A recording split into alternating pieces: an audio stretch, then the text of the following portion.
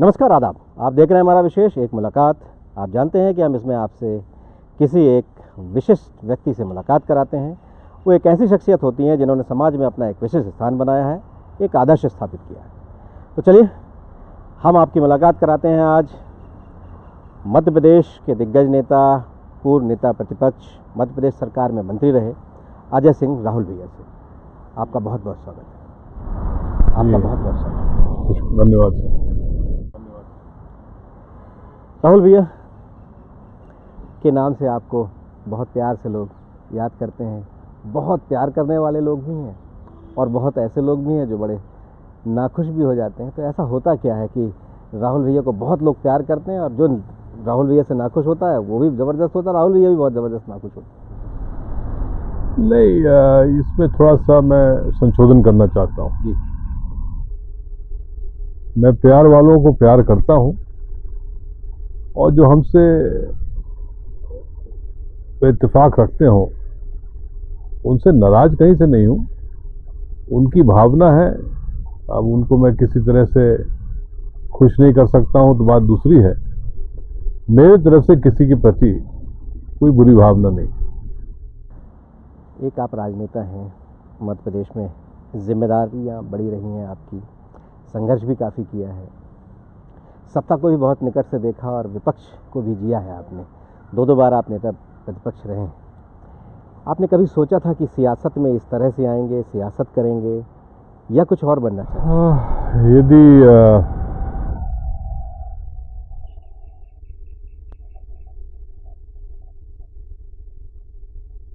राजीव गांधी जी ने मुझे 85 में पिताजी के पंजाब जाने के बाद मजबूर जरूर किया था चुनाव लड़ने को, मेरी कोई पहली प्राथमिकता राजनीति की नहीं रही, लेकिन उनकी प्रेरणा रही और उनका संबल रहा और हरदम उस परिवार के साथ एक लगाव रहा। फिर पीछे मुड़ के नहीं देखा। प्राथमिकता कुछ रही होंगी, कभी कम उम्र में फौज में जाने की सोची थी, फिर उद्योग की तरफ दिलचस्पी थी। अब ये पुरानी बातें हो गई, अब तो राजनीति में है, अंतिम पड़ाव में है, क्या बात करें। राजनीति आपकी मतलब पसंद में था, शामिल था, इसलिए कि पिता को आपने बहुत नज़दीक से सारी तरह की चीज़ें देखी। राजनीति आपके कहीं ना कहीं उसके प्रति कोई लगाव था, कुछ सोच थी, या फिर राजीव जी ने कहा और फिर आप टाल नहीं पाए? नहीं, मैं 1977 से जब से पढ़ के वापस गया था तो पिताजी का क्षेत्र देखता था, उनका चुनाव संचालन करता था। 77 में किया, 80 में किया, 85 में किया। तो राजनीति में जुड़ा जरूर था, हाँ, चुनाव लड़ने का कभी सोचा नहीं था। उस पर राजीव जी का जरूर आग्रह था जब पिताजी को पंजाब भेजा कि तुम्हें ही चुनाव लड़ना है, तुम्हें ही जीत सकते हो। चुनाव लड़ा, चुनाव लड़े, विधायक बने। फिर उसके बाद क्या क्या ऐसी क्या चीज़ें हैं जो याद, उस दौर की याद हैं? आप काफ़ी युवा विधायक थे उस दौर में, क्या चीज़ें याद हैं? हम जब पहली बार विधायक बने तो मोतीलाल वोरा जी मुख्यमंत्री थे, वो दौर था। फिर बीच में पिताजी वापस आ गए। उसके बाद 90 के चुनाव में मैं नहीं लड़ा था, खरसिया से वापस पिताजी चुराहट से लड़े थे। और 93 में युवा होने की वजह से शायद इच्छा जाहिर हुई कि सरकार ऐसे आसानी से नहीं बन पाएगी, माहौल ऐसा था। तो मैंने जोखिम उठाते हुए, जानते हुए कि कठिन है, भोजपुर विधानसभा से चुनाव लड़ा। ये एक तजुर्बा था और अनुभव भी मिला कि जबरदस्ती जोखिम नहीं होना चाहिए राजनीति में, क्योंकि बाद में कोई याद नहीं रखता। ये बात सही है कि सरकार बन गई दिग्विजय सिंह जी मुख्यमंत्री हुए 93 में, और शायद पटवा जी 2 दिन भी प्रचार करते तो ये हालत और नौबत नहीं होती। करीब 50 विधायक 1000 वोट से कम से जीते थे। ये उस समय का आंकड़े थे, लेकिन मुझे कोई ये नहीं लगा कि मैंने कुछ चीज खोई। उस समय एक जुनून था कि कांग्रेस की सरकार कैसे भी बने, और उसी जुनून से मैं काम करता हूं। नेता प्रतिपक्ष था। मैं आऊँगा उस पर, लेकिन मैं अभी पीछे ही चल रहा हूँ, वहीं से थोड़ा आगे बढ़ता हूँ। विधायक नहीं बने, दिग्विजय सिंह जी मुख्यमंत्री बन गए। वो 5 साल कैसे कटे होंगे, इसलिए कि सत्ता में कोई भागीदारी नहीं। जब आप विपक्ष में होते हैं तो आप आंदोलन, ये बहुत तरह की चीज़ें कर पाते हैं, लेकिन ऐसे समय में सरकार भी आपकी है और आपके पास कोई ऐसा बहुत जिम्मेदारी भी नहीं है, तो फिर वो समय आपने कैसे बिताया, कैसे सामने बैठाया उन चीज़? मैं बड़े पॉजिटिव अप्रोच का आदमी हूँ। 93 से 98 जरूर मैं भोजपुर से चुनाव लड़के हारा था, सत्ता के बाहर था, कोई पद भी नहीं मिला, ना पार्टी में ना सत्ता में। लेकिन पॉजिटिव अप्रोच रहने की वजह से मैं बहुत सारी चीज़ों पर दिलचस्पी रखी।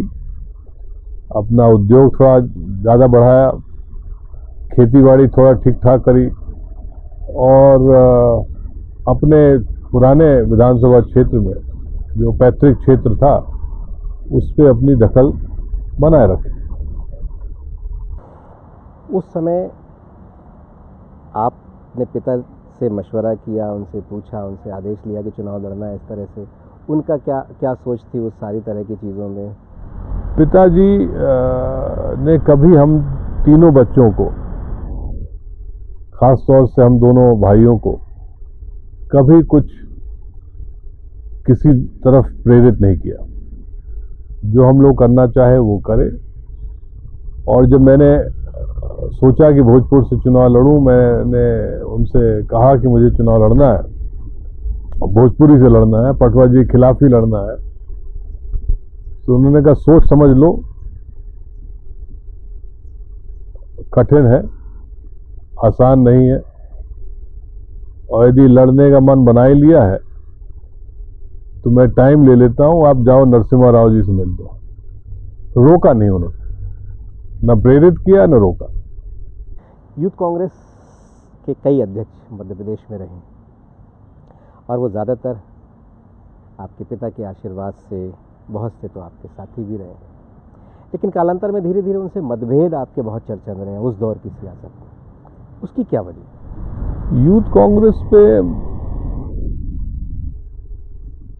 मेरे 7 व्यक्ति तो एक ही थे, मुकेश नायक जी, जो हम लोग विधायक भी थे 85 से, और उसके बाद वो यूथ कांग्रेस के अध्यक्ष बने।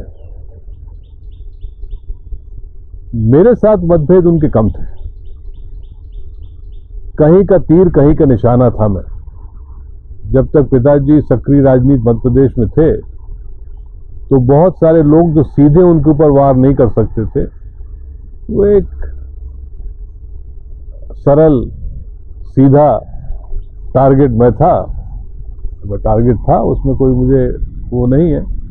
लेकिन मेरे संबंध मुकेश भाई से आज भी अच्छे हैं, और ऐसा कोई युवा कांग्रेस अध्यक्ष से मेरे व्यक्तिगत कोई पूरे संबंध कभी नहीं रहे। जैसा राहुल भैया कह रहे हैं सरल सीधा, क्या राहुल भैया इतने सीधे, इतने सरल हैं?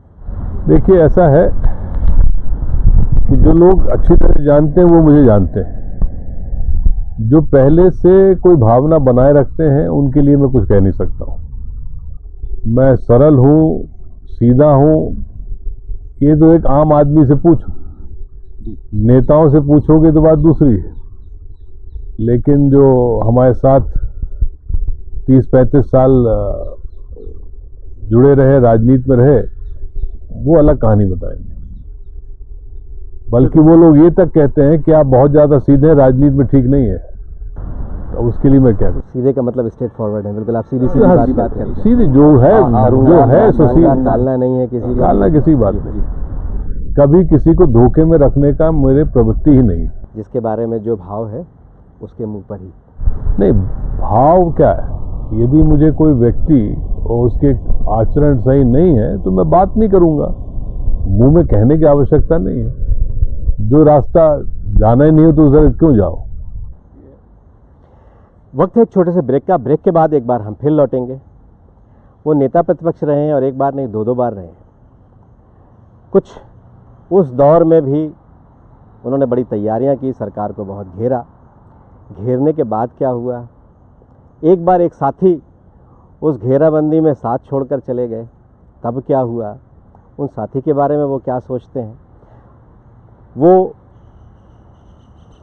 जब सरकार बनी मध्य प्रदेश में, तो पीछे जब सरकार बनी तो वो मंत्री थे, उस समय उन्होंने मंत्री रहते किस तरह से काम किए।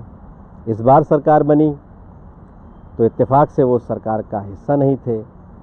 इन 15 महीने में उन्होंने किस तरह से चीज़ों को महसूस किया, समझा, जाना, और अब आने वाले वक्त में वो क्या करने वाले हैं। ब्रेक के बाद आपका एक बार फिर स्वागत है। आज हमारे साथ कांग्रेस के दिग्गज नेता अजय सिंह राहुल हैं और अब चलते हैं उनकी वर्तमान राजनीति पर। आप नेता प्रतिपक्ष रहे, सरकार को आपने घेरा, बड़ा ज़बरदस्त परफॉर्मेंस थी। शायद संसदीय कार्य में उतना बेहतर ढंग से आप बात रख पाएंगे, शायद किसी को इस बात का एहसास नहीं था, लेकिन वो क्या तैयारी की थी आपने, वो किस तरह से किया था, क्या हुआ था आखिर, जो बड़ी ज़बरदस्त तैयारी थी, और उसके बाद फिर क्या क्या हुआ। देखिए, जो मैं 2 अविश्वास प्रस्ताव लाया। पहला वाला प्रस्ताव, अविश्वास वाला प्रस्ताव करीब 3 दिन चला था, और दूसरा वाला विश्वास प्रस्ताव कांग्रेस के विधायकों के सहमति के साथ, पार्टी के नेतृत्व के आशीर्वाद के साथ, ये सोचा कि चुनाव के पहले भारतीय जनता पार्टी के मुख्यमंत्री और मंत्रियों को घेरा जाए और छोटे सत्र पे हम लोगों ने अविश्वास प्रस्ताव लाए थे। और अविश्वास प्रस्ताव में मुझे सही तरीके से तो याद नहीं है, पर करीब 36 मुद्दे थे, 36-37 मुद्दे थे। बड़े ठोस मुद्दे थे, चाहे वो व्यापम का मामला हो, चाहे टेंडर घोटाला हो, चाहे गैमन इंडिया वाली बात हो, सब ऐसे मुद्दे तो उस समय के अवैध उत्खनन के मुद्दे। अवैध उत्खनन एक बहुत बड़ा मुद्दा था उस समय, खासतौर से नर्मदा जी पर। लेकिन जिस व्यक्ति को हमारा नेता उपनेता थे राकेश चौधरी जी, उन्हीं को हमने जवाबदारी दी थी कि भाई वो लोग रोक टोक करेंगे। और ये सब जानते हैं, जितने कांग्रेस के विधायक तत्कालीन थे सब जानते हैं कि राकेश चौधरी जी से कहा था कि आप वकालत पेश करिएगा यदि उधर से रोक टोक होगी। और हम खड़े हुए विश्वास प्रस्ताव पेश किया।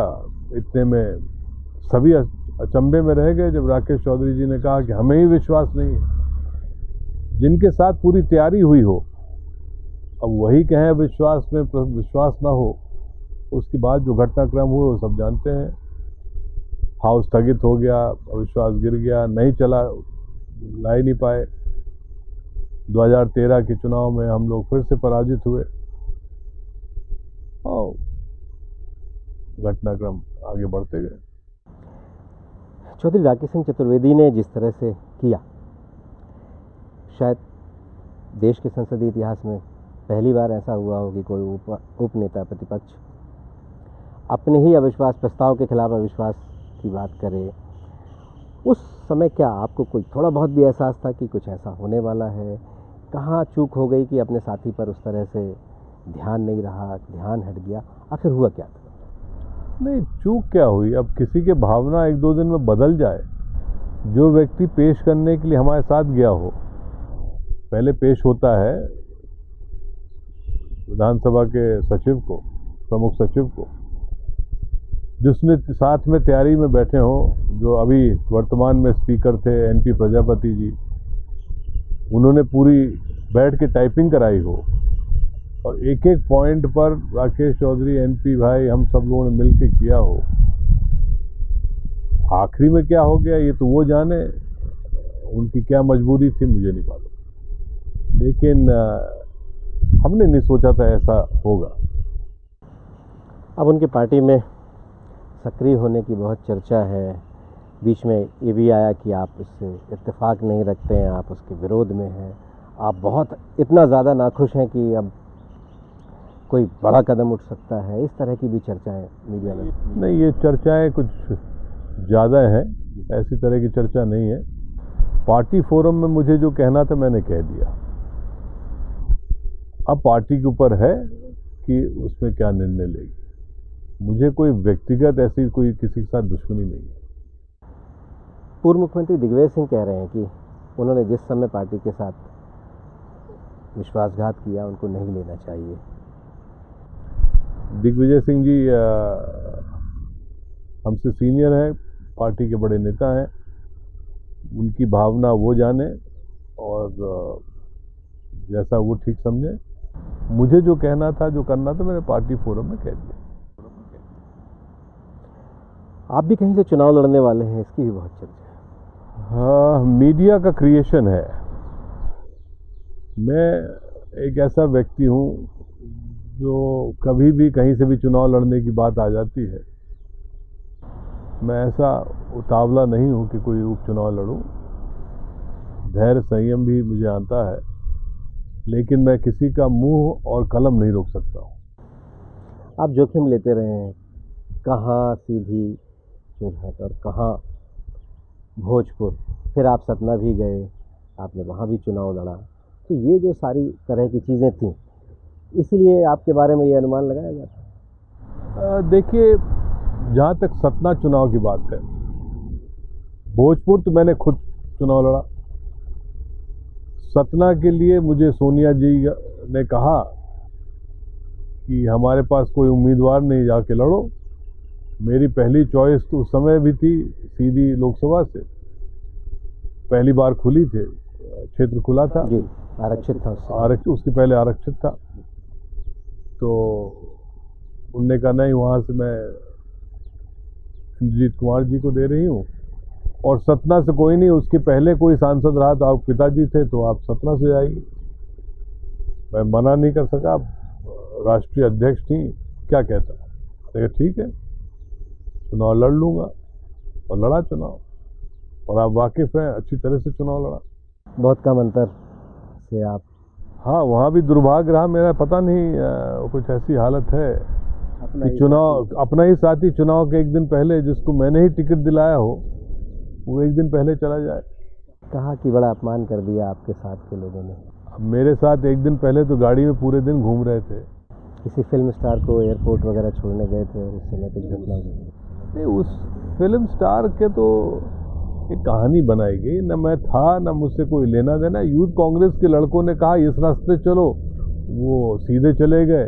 उसमें थोड़ा सा आपस में यूथ और उनके बीच में कुछ बात हुई हो, उसमें मैं कहाँ से आ गया।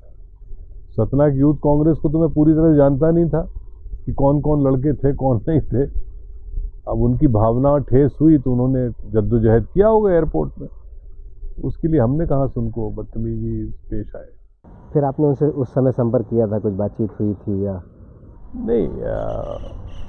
जिस दिन उन्होंने पार्टी छोड़ा उस दिन सुबह मुझसे बात जरूर की थी कि एजेंटों के लिए व्यवस्था करनी है, आप व्यवस्था कर दीजिए। मैंने कहा मैं दोपहर शाम तक कर दूंगा।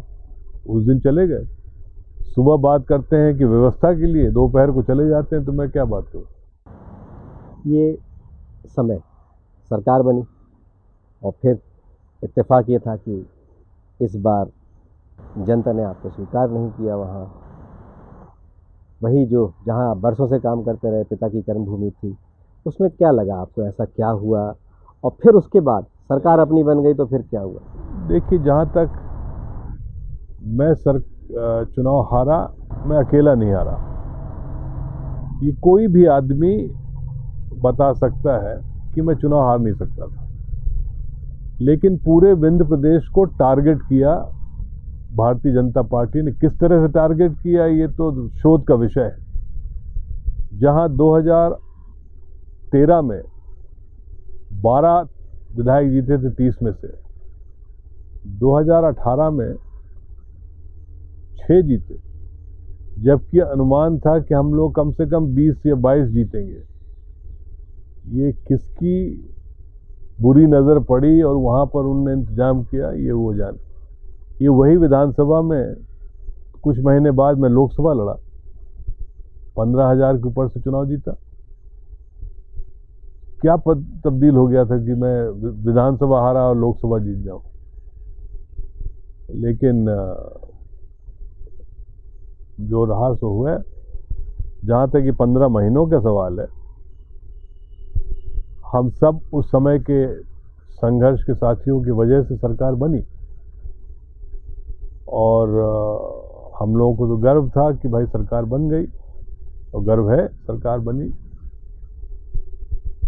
कोई दायित्व दिया या न दिया, बहुत सारे हमारे साथ लोग ऐसे हैं जो चुनाव हारे या संघर्ष, सबको तो कुछ मिला नहीं, तो हम उसी में खुश हैं कि जब सब कुछ नहीं मिला तो हमें भी नहीं मिला, कोई बात नहीं। मध्य प्रदेश की सियासत से लंबे समय से जो लोग भी जुड़े हैं, इत्तेफाक से उनमें से कई लोग इस बार सरकार का हिस्सा नहीं हो पाए, वो चुनाव नहीं जीत पाए, लेकिन उनका संघर्ष बहुत लंबा था। उनके अनुभव थे सब तरह की चीज़ों की, कार्यकर्ताओं से उनका सीधा संपर्क था। तो क्या लगता है कि सरकार में ये जो भी चीज़ें हुई हैं, उसकी वजह भी ये है कि आप सब लोगों के अनुभव, आप सब लोगों की जो कार्य क्षमता थी, उसका कोई उपयोग नहीं हो पाया, इसलिए बड़े पैमाने पर जिस तरह की भी चीज़ें हुई, विभाजन हुआ, वो पता भी नहीं चल पाया, और लोगों में जो अविश्वास या असंतोष, उसकी ये भी वजह आप मानते हैं? देखिए, पार्टी में सबको समय जगह तो मिलती नहीं है, और जहाँ तक सबको संतुष्ट भी नहीं किया जा सकता, और जहाँ तक बात है कि किन कारणों से गई, तो असंतोष कम था, षड्यंत्र ज़्यादा था। अब यदि आपको भाजपा के केंद्रीय नेतृत्व को दूसरी राज्यसभा सीट ही जीतनी है, चाहे किसी तरीके से, तो स्वाभाविक है हर तरह के षड्यंत्र हुए, 22 विधायक गए, और घटनाक्रम आप हमारे सबके सामने। अब आने वाले वक्त में आप कैसे देखते हैं? 24 क्षेत्रों में चुनाव है, कैसे देख रहे हैं? उन ग्वालियर चंबल संभाग में जहां सिंधिया का वर्चस्व रहा है और बहुत कुछ निर्णय उनकी मर्जी से ही होता रहा है, अब कैसे वहां कांग्रेस उठ पाएगी, कैसे कांग्रेस मुकाबला कर पाएगी, कैसे बेहतर ढंग से काम कर पाएगी? आप क्या देखते हैं, भविष्य में क्या देख रहे हैं आप? देखिए,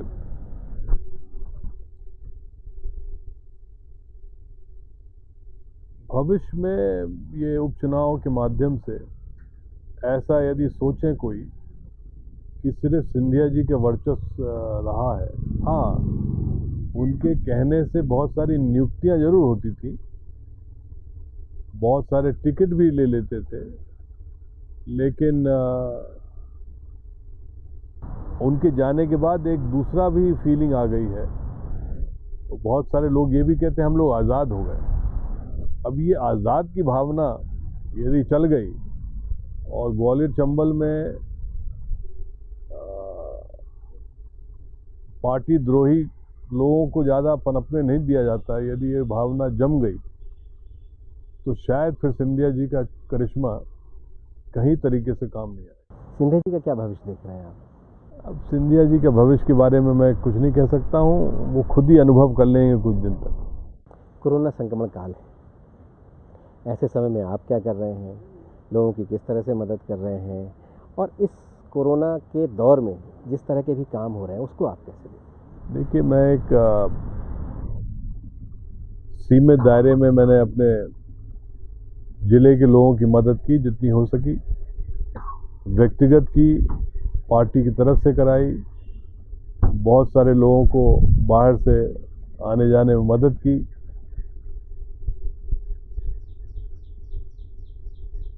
जैसे शुरू हुआ, भारतीय जनता पार्टी की सरकार बन गई।